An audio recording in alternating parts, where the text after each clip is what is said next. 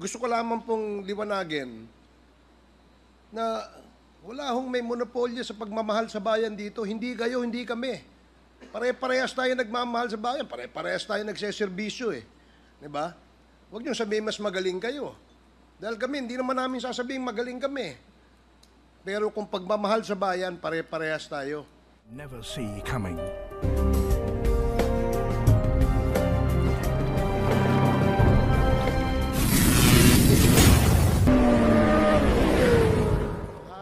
Kung meron kayong gustong paimbita, mag-attend kayo ng hearing. Hindi yung a-attend kayo kapag andito lang ang dating Pangulo, ang ating Vice Presidente. Umattend kayo. This committee hearing, this Quadcom, makes announcements of all its hearings. And from here on, we want to see you in our hearing, and please submit to the committee secretary all the persons you want to be invited. Wala hong so, Congressman Drixie Cardema, you are recognized. Thank you, Mr. Chair. Good evening po. Just a manifestation. This is a manifestation. Yes, Okay. Chair. Please proceed. Tayo ditong mga kinatawan ay ibinoto lamang ng ilang libong Pilipino. Ngunit ang kasama natin ngayon ang Pangulong Duterte, ang most voted Philippine leader ng 2016.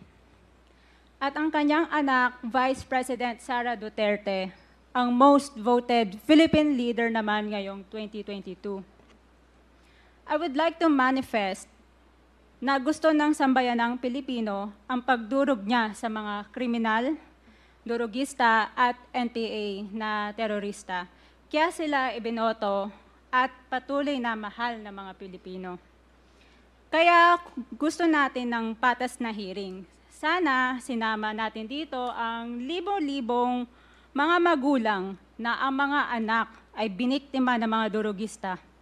Ang mga ordinaryong Pilipino na naglalakad galing trabaho, tapos sinaksak o pinatay ng adik, lahat ng mga kababaihan, na kahit pati infant na babae ay ginahasa na ng adik.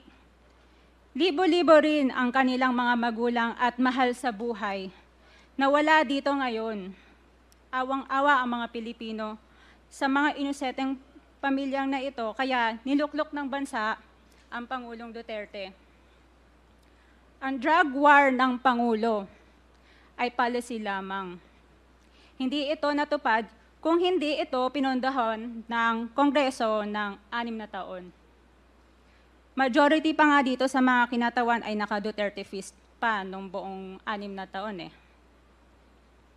Ang Duterte Youth Party List po ay patuloy na naninindigan sa Pangulong Rodrigo Duterte at pangalawang Pangulo, Sara Duterte, na naglingkod ng maayos, dumurog sa mga durugista, kriminal at NPA na terorista para proteksyonan ang milyon-milyong Pilipino.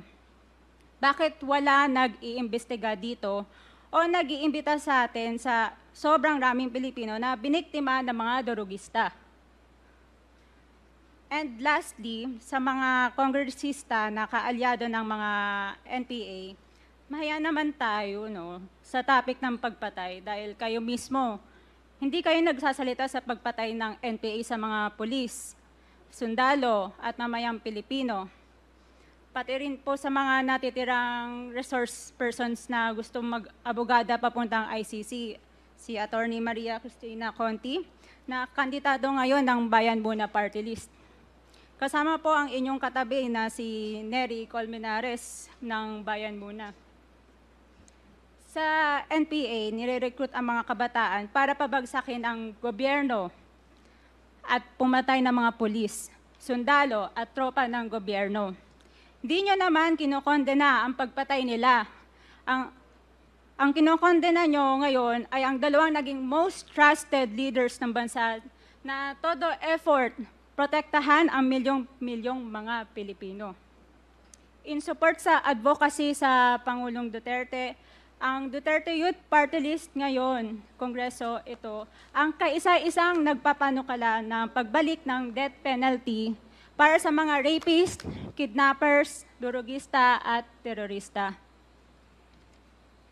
In behalf of the Duterte Youth Party List, kami ay nagpapasalamat sa todong suporta ng Pangulong Duterte at VP Sara Duterte sa mga tropa ng gobyerno at sa pagdurog nyo sa mga kriminal, durugista at NPA na terorista.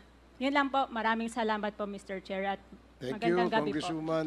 Salamat, Tandema. Mr. Chair. Bawal po pumalakpak dito. Kung gusto niyo pumalakpak, doon kayo sa labas.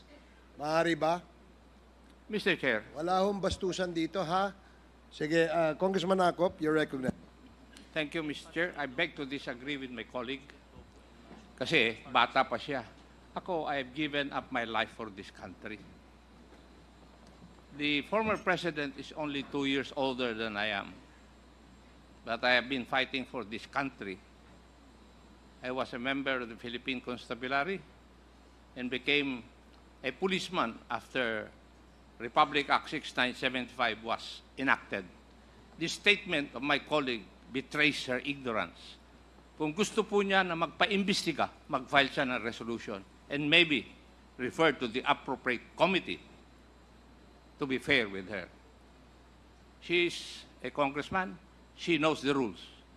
However, your statement or your statements betray your ignorance of our rules here in this House of Congress. So I beg to disagree, Mr. Chair, na sila lang ang nakikipaglaban at marunong makipaglaban sa kalaban.